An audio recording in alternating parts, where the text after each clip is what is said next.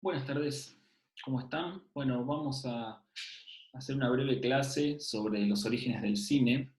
Sí, para eso es necesario que poder compartir un par de videos y que vean unos fragmentos para entender los inicios del lenguaje audiovisual y su evolución, ¿no? ¿Cuándo empieza el cine? El cine empieza en 1895. ¿Por qué se marca esa fecha? Se marca esa fecha porque se habla de una película de los hermanos Lumière, ¿sí? La salida de los obreros de la fábrica.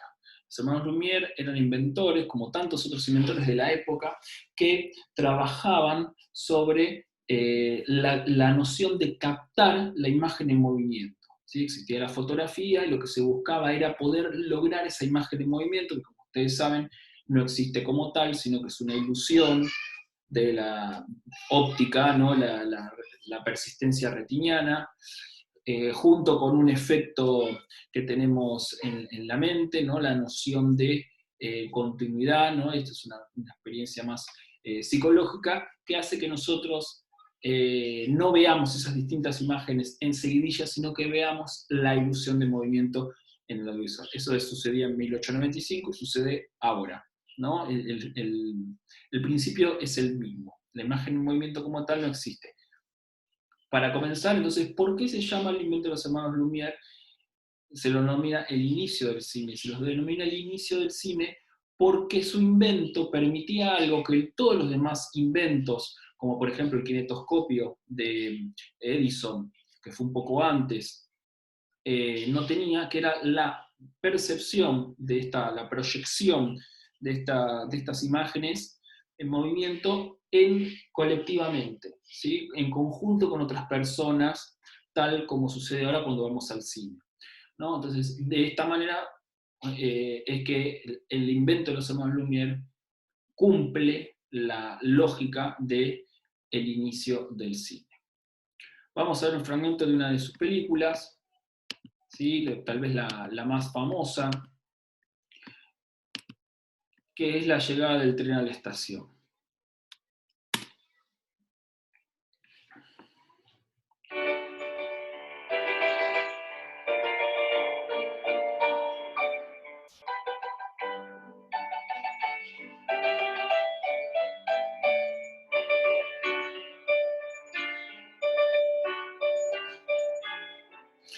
Bien, como verán, es una única acción, no hay una intención narrativa, sí de contar una acción desde el inicio hasta el final. En este caso, un tren que frena en un andén. ¿Qué tenemos acá de interesante y novedoso? Primero, la cámara puesta de modo tal que se puede ver en perspectiva la llegada del tren desde el fondo del cuadro hasta lo que vamos a ver, lo que vamos a ver después, que es en su completud, ¿verdad? El tren ya en su totalidad. Hay varias historias acerca de esto que tiene que ver con eh, que tiene que ver con qué efecto causó en los espectadores del momento. Ustedes ya lo habrán escuchado, que dicen que los dos primeros espectadores que no acostumbrados al imaginamiento, cuando ven ese tren acercarse, se pararon de repente en la sala pensando que el tren se les venía encima. Anécdota más, anécdota menos, bueno, es un poco el impacto visual que esta noción de realidad generaba por entonces, ¿no? Este era el principio del cine en aquel entonces. Entonces tenemos la cámara puesta en perspectiva, ese es el gran detalle.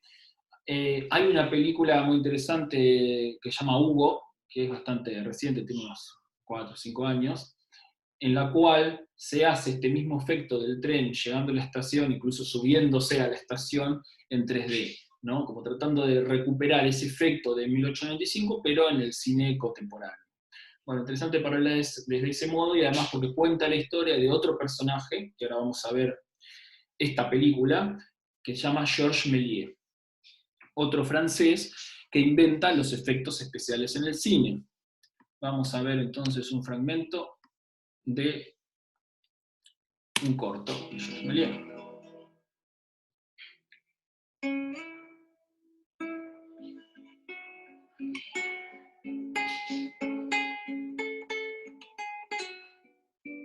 Al que ven es Georges Méliès. Dirigía, guionaba, actuaba, hacía los efectos.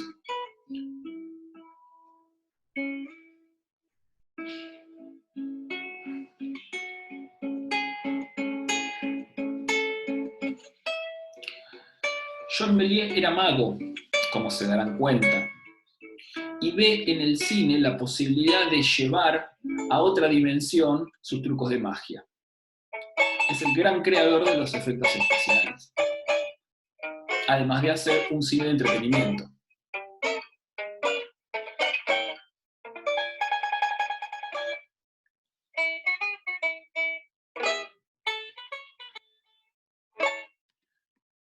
¿Le gustó? Bueno,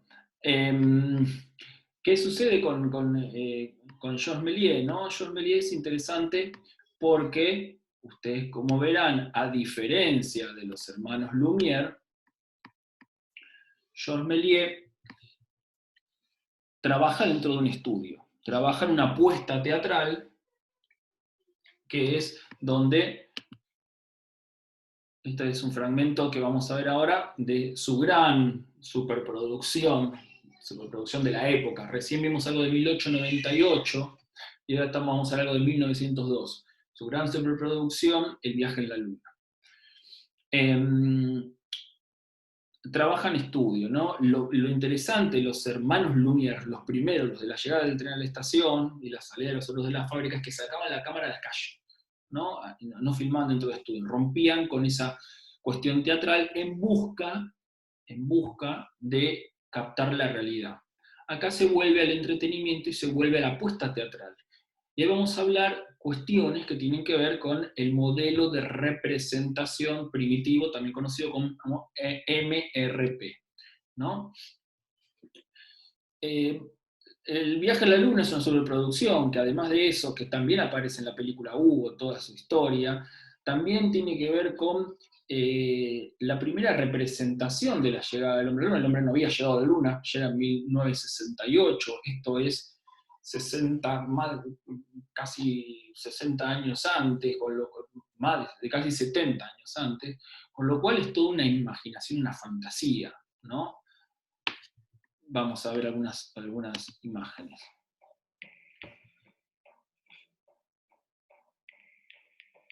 Los que viajan a la luna no son astronautas, son físicos, científicos.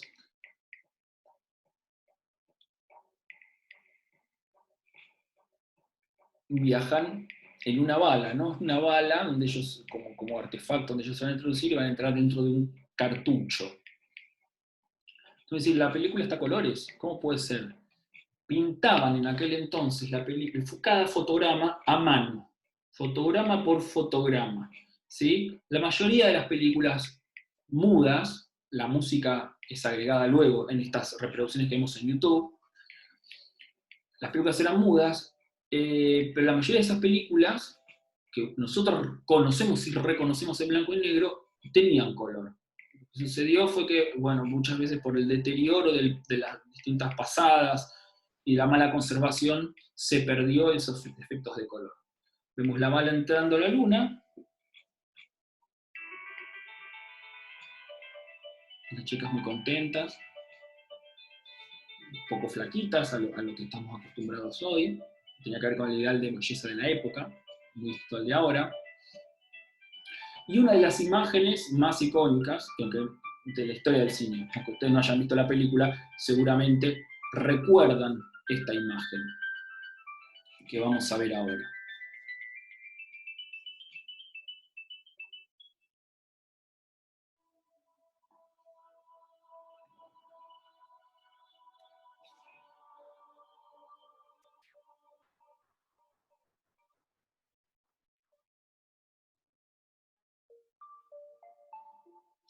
Esta imagen, la bala incrustada en el ojo de la luna, una luna humanizada, la cara es la cara de Georges Méliès, que también actuaba. Bien, Y veamos esto, también la luna, una luna que no es la imagen del territorio de la luna que conocemos hoy, cuando el hombre llegó a la luna, o no llegó, ¿no? Después hay especulaciones de que en realidad no llegó, de que todo se filmó en un estudio de cine, etc. No importa. En esta película de 1902 es pura inventiva, ¿no? No usan casco, no está el problema del no oxígeno, etc. Sí vemos algo propio del MRP, del modelo de representación primitivo, la puesta teatral, el decorado sube, baja. Vean el marco, que dentro del límite del cuadro hay otro submarco que tiene que ver cómo se filmaba el MRP. ¿No? El MRP, la cámara está quieta, es un plano general, un único plano general, y dentro de él sucede la acción. No hay manera de jugar con los márgenes del cuadro, ni arriba ni abajo, ni izquierda, derecha, ni adentro ni hacia afuera. ¿Sí? Todo sucede dentro de ese marco. Bueno, yo después les dejo, ahí viene el comenta, después les voy a dejar para que ustedes vean los links para si quieren ver las películas enteras. Estos son distintos avances y evoluciones del lenguaje del modelo de representación primitivo. ¿Qué pasa? También, como ustedes vieron recién, al tener toda la acción dentro de este plano general, se habla de imagen centrífuga, ¿no? La imagen está como en el centro, la acción funciona en el centro. No hay, como les decía, no hay juego con los márgenes del plano, y por lo tanto, al no existir el primer plano todavía, no estaba la noción del protagonista. Nosotros, a ver, en esta película de Méliès, donde él se saca la cabeza, entendemos que él es el protagonista porque él es el único personaje que hay. Pero acá en el viaje a la luna, donde tenemos un grupo de personajes, por ahí unos se destacan más que otros por la acción que hacen, pero no tenemos el primer plano para decir, este es el protagonista. Por convención cinematográfica, es el primer plano el que nos hace reconocer y reconocernos como espectador y poder entender lo que el personaje piensa, lo que el personaje siente a través de ese primer plano que no existía hasta avanzada la década del 10. Recuerden que recién estamos en 1902. Ahora, como verán, vamos a ver una película de 1912, ¿no? De David Griffith. David Griffith dicen que es el padre del cine contemporáneo. Contemporáneo me refiero a la evolución que va a tener el cine después dentro del cine clásico, la narración clásica que ustedes vieron en el trabajo anterior. El padre de todo esto es David Griffith, y es el que de alguna manera inventa los códigos y características del lenguaje que a partir de una película posterior de 1915 llamada El nacimiento de una nación, que él mismo dirige, va a empezar a denominarse el MRI. Venimos del MRP, modelo de representación primitiva, y pasamos al modelo de representación institucional. La narración clásica que ustedes vieron en el trabajo práctico anterior y en la clase anterior trabaja sobre el MRI, sobre el modelo de representación institucional. ¿Cuándo se institucionaliza? En 1915 con esta película que estamos diciendo. ¿A partir de esa película se inventan? No, ya se venían inventando distintas cuestiones del lenguaje que esa película las viene a nuclear todas. Algunas de esas cuestiones que se inventan las vemos en esta película. Esta película es un cortometraje también. ¿Por qué eran cortometrajes? Porque no había manera todavía de, digamos, hacer una película de tantos rollos como para que sea tan extenso en el tiempo. Entonces se grababa lo que duraba el rollo, o de varios rollos. Fíjense, acá tenemos esta noción que decíamos antes, ¿no? El plano, el primer plano. Tenemos el primer plano y el personaje está mirando a uno de los márgenes del plano, está mirando dentro del plano. Esto nos hace romper con los límites del plano, algo muy normal en el lenguaje que estamos acostumbrados a ver, que no estaba en el modelo de representación primitivo. ¿Sí? Siempre bien lo que están, esto es una película de gangsters de 1912, ¿no? Entonces aparece toda esta lógica de linealidad, de continuidad narrativa a través de los distintos planos por los límites que van a romper del espacio, ¿no? Que ese es un poco lo que va a suceder acá. Vemos el tiroteo. Este personaje, ¿qué está haciendo?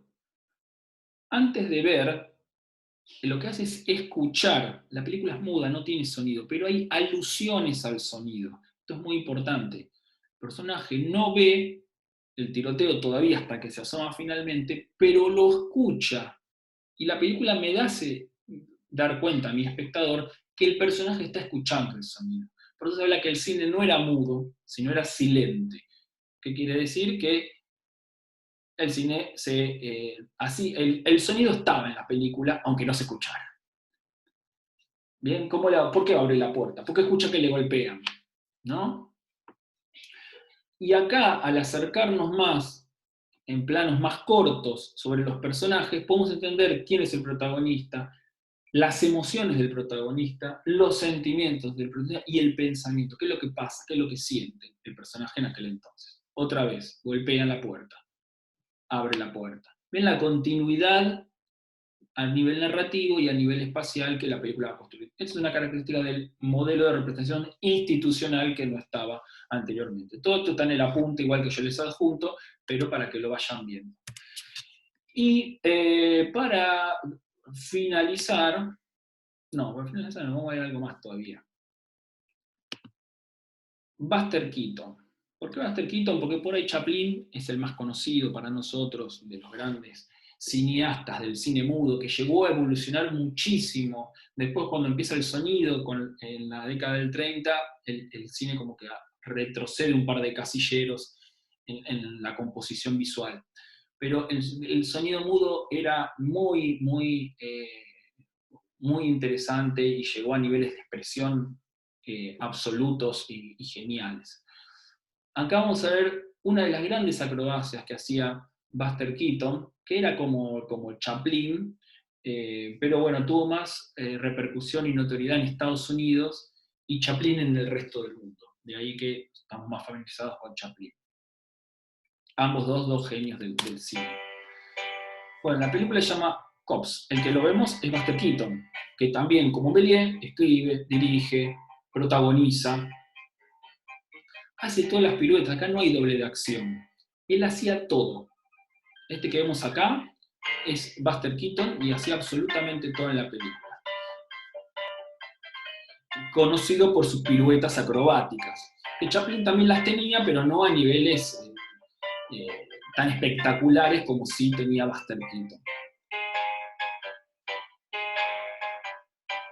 Buster Keaton, si esta película, si bien es del 22, juega también un poco con lo del plano general, porque el plano general le permite a él, después al principio hay primeros planos para que sepamos que es el protagonista, pero el plano general, ven acá hay un plano más corto, el plano general nos permite mostrar la acrobacia en toda su dimensión.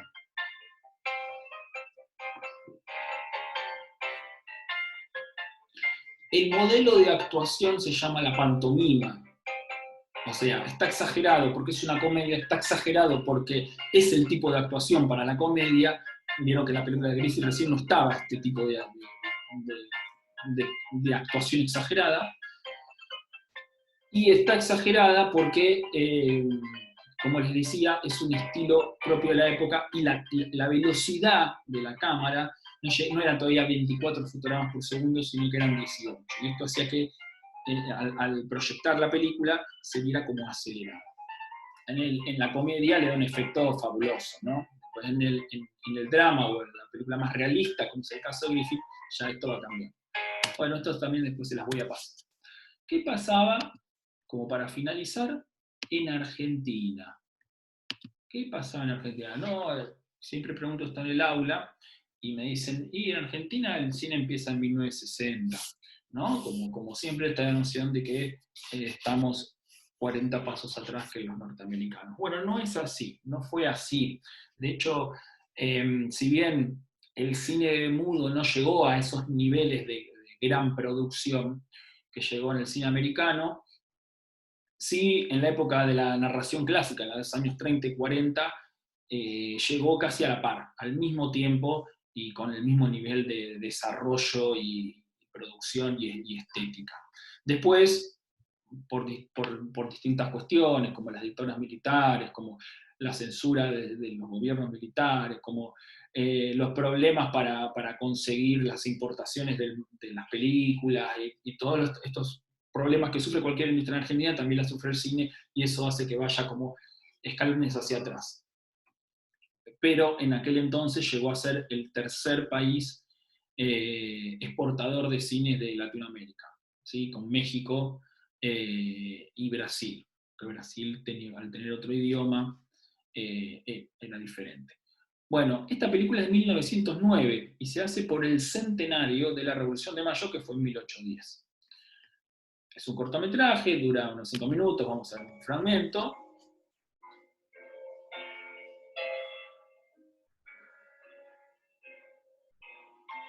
Plano general, es la figura, la estampita de Villiquen, ¿no? La imagen que uno tiene asociada, pintoresca, que tiene asociada a esa junta patria, ¿no? Esas discusiones que se daban hasta que resolvieron lo del Cabildo Abierto, filmado acá en Argentina, por Mario Gallo, fue el director. Un director de ascendencia italiana, como tantos inmigrantes argentinos, pero filmado acá.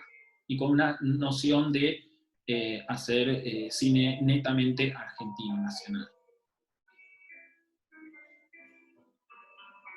Bueno, quiero mostrarles esta idea del cabildo, ¿no? Esta idea que muestran la gente con los paraguas en las afueras del cabildo. Ahí tienen el cabildo y en la frente la revolución, ¿no? La revolución de mayo no es una revolución, no es corazón valiente, ¿no? Es una revolución típica de Villiquen, ¿no? Pintoresca, simpática, como verán, todo el fondo es una escenografía, hay un montón de personajes en un solo plano general, muy a lo Méliès, ¿no? Muy la puesta teatral.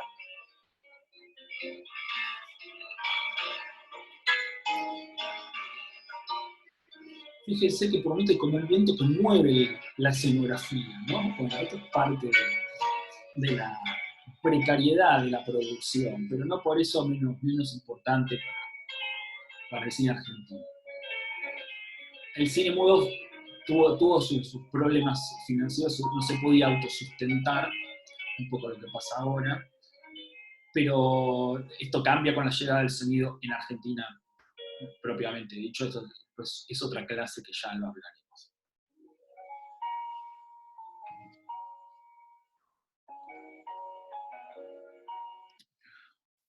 Bueno, para recapitular, entonces,